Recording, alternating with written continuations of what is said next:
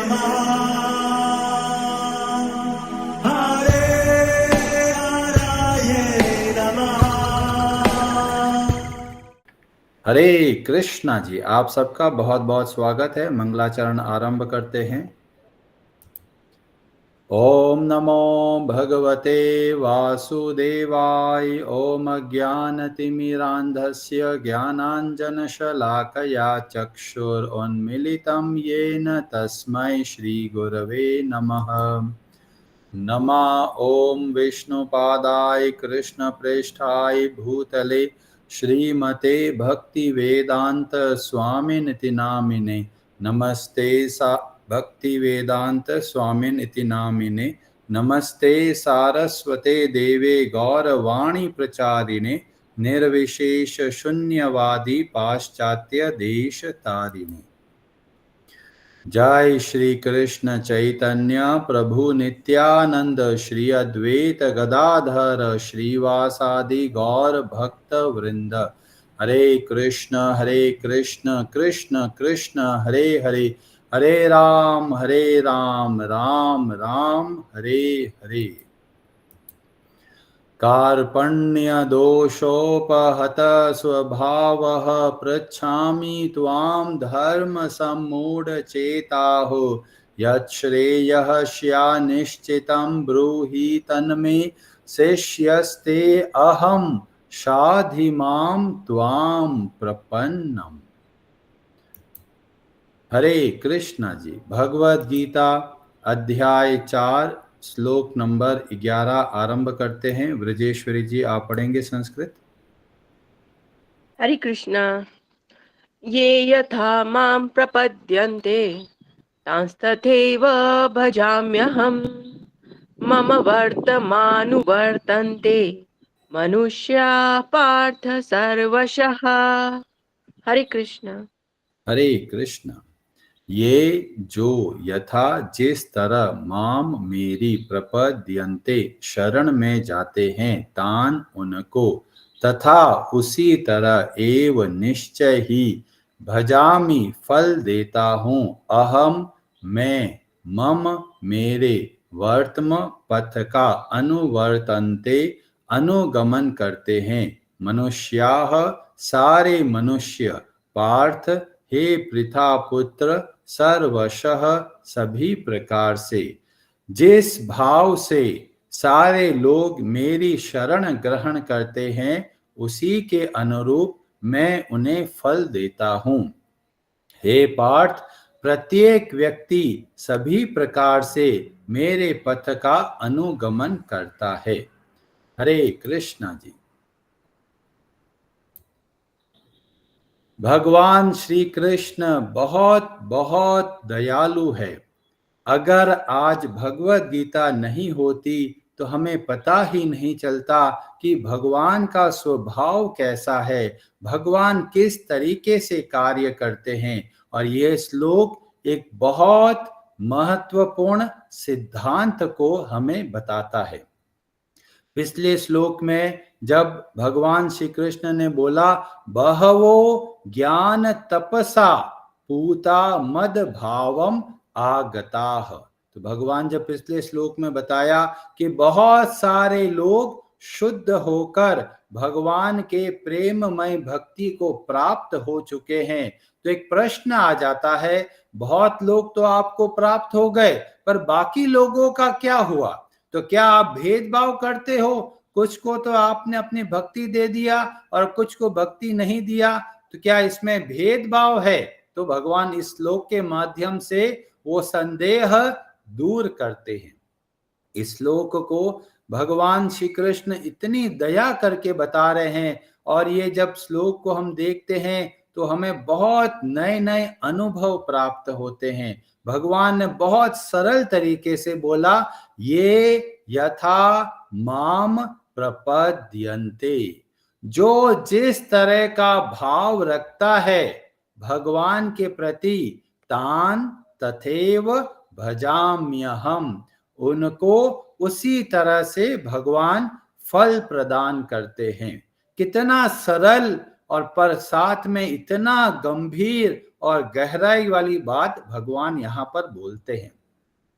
कोई व्यक्ति अगर सामान्यता देखेगा तो उनको लगेगा यथा और तथा। इसका मतलब क्या है? लेन देन। आप 100 रुपए का काम किया तो 100 रुपए का परिणाम मिलेगा। क्या सच में ऐसा है? बिल्कुल नहीं है। लेन देन का काम दो व्यक्तियों के बीच में होता है, पर यहां पर किन की बात हो रही है? ये यथा माम प्रपद्यन्ते, जो लोग जिस तरीके से मेरी शरण में आते हैं। तो यहां पर किसका प्रभाव दिख रहा है? ये यथा के द्वारा जीवात्मा के बारे में बताया गया, हम सब के बारे में बताया गया कि हमारी जितनी क्षमता है उसके अनुरूप हम भगवान के लिए कार्य कर सकते हैं। और भगवान क्या बोलते हैं? तान तथैव। अभी यह जो तथा शब्द है ये किसके लिए है? ये भगवान के लिए है। तो ये वास्तव में आदान प्रदान चल रहा है किसके बीच में? जीवात्मा और भगवान के बीच में। तो हम अगर भगवान को 1 रुपया दिया तो भगवान ऐसा नहीं है कि वापस 1 रुपए का परिणाम देंगे। भगवान अपनी क्षमता के अनुसार उनको सहायता करते हैं। और भगवान की क्षमता कितनी है? अनंत है। तो हम थोड़ा सा कार्य करते हैं और भगवान हमारे लिए बहुत कुछ करते हैं। तो वास्तव में ये मैथमेटिक्स वाली गणित नहीं है कि 1 + 1 2 हो गया। यहां पर पता चलता है 1 + 1 इनफाइनाइट हो जाता है, अनंत हो जाता है। क्यों? क्योंकि हमारी क्षमता सीमित है, हम लोगों का कैपेसिटी लिमिटेड है, पर भगवान अनलिमिटेड है। तो यहाँ पर भगवान हमें प्रेरणा देते हैं, जिसका जितना भाव है उतने तरीके से वो व्यक्ति अगर भगवान की शरण में जाता है तो भगवान अपने हिसाब से कार्य करते हैं, उसके हिसाब से नहीं कार्य करते। जैसे उस बच्चे ने अपना प्रयास किया, यथासंभव माँ क्या देखती है? अरे बच्चे ने मेरे लिए इतना किया है। जैसे कि अपन देखते हैं कि एक परिवार में छोटा बच्चा है और पिताजी बहुत ध्यान रखते हैं बेटे का, तो बेटा सोचता है कि मेरे पिताजी मेरे लिए कितना ध्यान रखते हैं। तो बेटा क्या करता है? एक नाव बनाता है, कागज की नाव बनाता है और वो अपने पिताजी को बोलता है कि पापा ये आपके लिए बनाया है।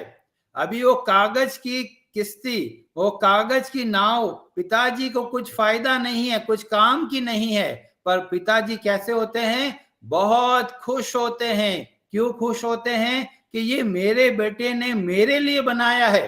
तो भगवान क्या देखते हैं? हमारे भावों को देखते हैं कि हमारा कितना प्रयास है, और जितना हम प्रयास कर रहे हैं उतना भगवान को प्रसन्नता होती है और आगे बढ़कर पूर्णतया हमारी सहायता करने को सदैव तत्पर रहते हैं। अभी कई लोग बोलते हैं कि प्रभु जी पूजा पाठ तो बहुत करते हैं, पर ऐसा लगता है भगवान हमारी सुनते नहीं है।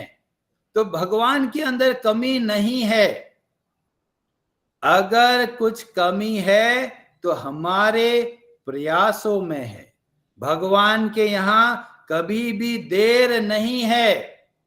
हमने जितनी क्षमता से, जितना एकाग्रता से हमने भगवान का आश्रय लिया, उससे अधिक भगवान हमारे लिए प्रयास करते हैं। तो ये यथा माम ताम तथैव भजाम्यहम्। जब इस गणित को देखते हैं तो भगवान का बहुत बड़ा दया का भाव देखने को मिलता है। भगवान हमारे हर एक छोटी सी छोटा जो कार्य है उसको भी देखते हैं और सोचते हैं भी इसने मेरे लिए इतना कुछ किया है। और यहां पर जब भगवान बोलते हैं भजामि अहम, तो जो भजन का मूल है वह है सेवा का भाव।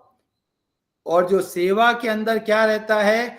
दूसरे की भलाई किसमें है, इस बात को ध्यान रखते हैं। तो कई लोगों के मन में प्रश्न आता है, अरे प्रभु जी यहाँ तो बोला है ये यथा माम, तो कोई भगवान से द्वेष करता है तो क्या भगवान भी वापस द्वेष करते हैं? नहीं। कोई कितना भी भगवान से द्वेष कर ले, पर भगवान क्या करते हैं? भजामि अहम, मतलब भगवान वो सब कार्य करते हैं जिससे कि उसका भला हो। तो जब ये यथा माम बोला जाता है तो भगवान का बहुत अद्भुत भाव हमको देखने को मिलता है। वाल्मीकि रामायण के उत्तर कांड के सर्ग 40 और श्लोक नंबर 23 में भगवान अपना भाव, भगवान श्री राम अपना भाव प्रकट करते हैं हनुमान जी के सामने। और वहां पर बताया गया कि एक एक हर एक उपकार कैसा है? प्राणान दास्यामि ते कपे, हे कपि, हे हनुमान, तुमने जो जो उपकार किया है, हर एक उपकार के प्रति मेरे प्राण न्योछावर है। तुमने मेरे लिए इतना किया है तो मैं कैसा हूं? ऋणी अयम, मैं तुम्हारा ऋणी हूं। ये कौन बोल रहे हैं? भगवान श्री राम बोल रहे हैं। भले ही सारी क्षमताएं भगवान श्री राम से प्रदान होती है, फिर भी भगवान क्या बोलते हैं? मैं तुम्हारा ऋणी हूं। ऐसा लगता है कि भगवान अपना शक्ति देते हैं और साथ में कृतज्ञता भी व्यक्त करते हैं। इतने दयालु है भगवान, और भगवान का जो भाव है वो बहुत अद्भुत है, और वो कोई नियम के हिसाब से नहीं चलता। कैसे चलता है? केवल भजामी के हिसाब से चलता है। केवल सामने वाले का भला किसमें है उसके हिसाब से कार्य करते हैं। सामान्यतः जब हम शास्त्रों में देखते हैं तो हमें पता चलता है कि हमारे कर्म भी शुद्ध होने चाहिए और हमारे भाव भी शुद्ध होने चाहिए। पर भगवान बहुत दया करके कभी कभी इनको ध्यान नहीं देते, और इसी बात को बताया गया चैतन्य भागवत में। वहां पर जो आदि खंड है उसका अध्याय 11 और श्लोक नंबर 108 में बताया गया, मूर्खो वदति वैष्णाय धीरो वदति वैष्णवे, कि कई लोग होते हैं जो अच्छे तरीके से बोल नहीं पाते। जैसे कोई कृष्ण बोलता है, कोई कान्हा बोलता है, कोई कृष्ण बोलता है, जैसा भी भाव है, तो भले ही वह अशुद्ध हो तो भी बोलते हैं कोई समस्या नहीं है। चाहे कोई अच्छे तरीके से भगवान का नाम ले या फिर अच्छे तरीके से नहीं ले पाए तो क्या होगा? उभयोस्तु समम पुण्यम, दोनों को समान पुण्य प्राप्त होता है, समान परिणाम प्राप्त होता है। ऐसा क्यों हुआ? कोई बोलेगा प्रभु जी ये तो अच्छे से बोला नहीं है, इसके कर्म तो वैसे शुद्ध नहीं हुए। तो बोला गया भाव ग्राही जनार्दन, जो भगवान है वो कैसे हैं? भावों को ग्रहण करते हैं। तो हम प्रयास करते हैं, भले ही उसके अंदर कुछ कमी आ जाए तो भी भगवान उस कमी को नहीं देखते। भगवान क्या देखते हैं? भावों को देखते हैं और भावों को ग्रहण करते हैं। तो पहला नियम क्या था? कर्म भी शुद्ध होना चाहिए और भाव भी शुद्ध होना चाहिए। पर श्लोक से हमको पता चलता है कभी कभी भले ही कर्म उतने उत्तम नहीं है तो भी कोई समस्या नहीं, भगवान उस समय भावों को ग्रहण कर लेते हैं।